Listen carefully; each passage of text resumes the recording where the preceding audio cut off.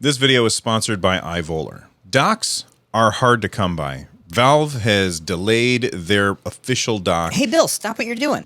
Marvy, I'm in the middle of editing this video. What's up, man? Well, you know how you said that Valve was going to push that software to the stable channel? Yeah, I didn't think you understood what I meant because you're a cat, but yeah. And you know how you said that if they did that they would ship the official dock? Yeah? Well, the official dock is available. Oh, that's interesting. How much is it? It's $90. Ooh, $90 seems kind of high. Well, it does come with an extra charging brick. Well, I mean, that's cool, but do they offer the option to get it without an extra charging brick? I don't think so. I guess you have an option. The official Steam Deck dock has a few bells and whistles that the iVolar Steam Deck dock doesn't have, but this gets you about 99% there for half the price. So let's talk about the iVolar Steam Deck dock. Now, I've talked about this on the channel quite a few times. I have always felt that Valve delayed the official docking station, of course, due to supply chain issues. But in addition to that, I felt like the docking software just wasn't quite ready for prime time. You really want this thing to feel like a Nintendo Switch when you plug it into a TV. You want it to be seamless, and it wasn't that. Well, I'm happy to report that in recent weeks, Valve has really improved this. When you plug in your Steam Deck to a TV, it now detects the resolution that it should run at. It also gives you the option to set the resolution that you want, and this really makes the experience of using your Steam Deck on TV way better. So much improved, and it feels a lot more like a console.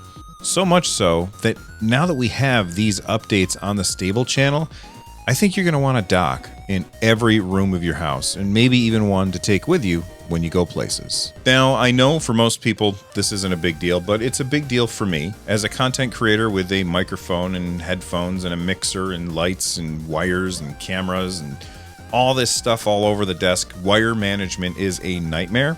The iVolar Steam Deck dock has the wires going all right out the back, so you can just run your wires right around the back of your desk and have it set there. Nothing's going off to the side, which I really do appreciate that. One of the drawbacks to having a portable device like this is storage, and you're always going to be running into storage issues. I have the 512 version of the Steam Deck. I have a terabyte SD card in it. There's a link in the description down below that like button if you want to know which one that I'm using.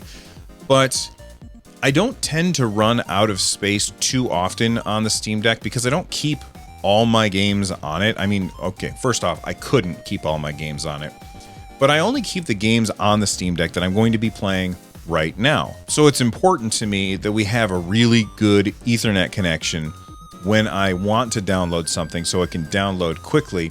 And this dock has a gigabit Ethernet port in it, which is going to be really quick for downloading your games at high speeds. The dock supports up to 100 watts of pass-through charging, which means if you are using your original Steam Deck charging brick, you're going to get that 45 watts, and you're not going to get that slow charging warning that I've seen on some other docks. Other docks that I've used have fit the Steam Deck perfectly, and that's awesome. But then I got my kill switch case from D-Brand, which is like a hard shell case, and I put it on my Steam Deck, and I could balance it on the other docks, but I feel like a stiff breeze would knock it over.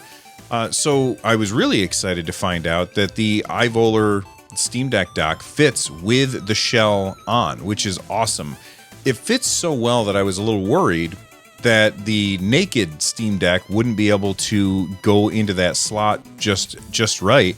So I turned my back, the Steam Deck disrobed, got on the charger, and everything was working perfectly. By the way, if you want to check out my review of Project Kill Switch, there is a link down below that like button, and while you're down there, you could click the like button because, you know, you're awesome. It connects to the Steam Deck using an angled USB-C cable, just like the official Steam Deck dock does. It's got HDMI 2.0. I mean, it has USB, but we'll get to USB in a second. It's got HDMI 2.0, so you can get resolution up to 4K and frame rate up to 60 frames per second. I wouldn't use that in gaming mode because the Steam Deck just performs too poorly at that resolution. However, if you're using it like a computer, because that's what it is, and you're in desktop mode, then you might want that 4K 60 in order to give yourself as much screen real estate as you possibly could. It's got 3 USB 3.0 ports on the back. You can hook up a mouse, a keyboard, webcam, capture cards.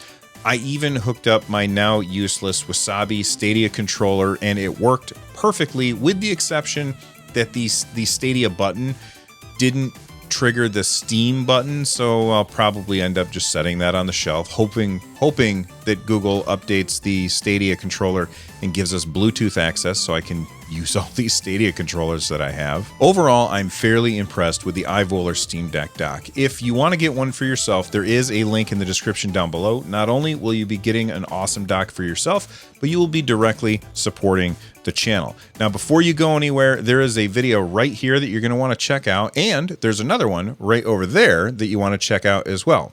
From the Nerd Nest, I'm Bill. Stay around, everybody.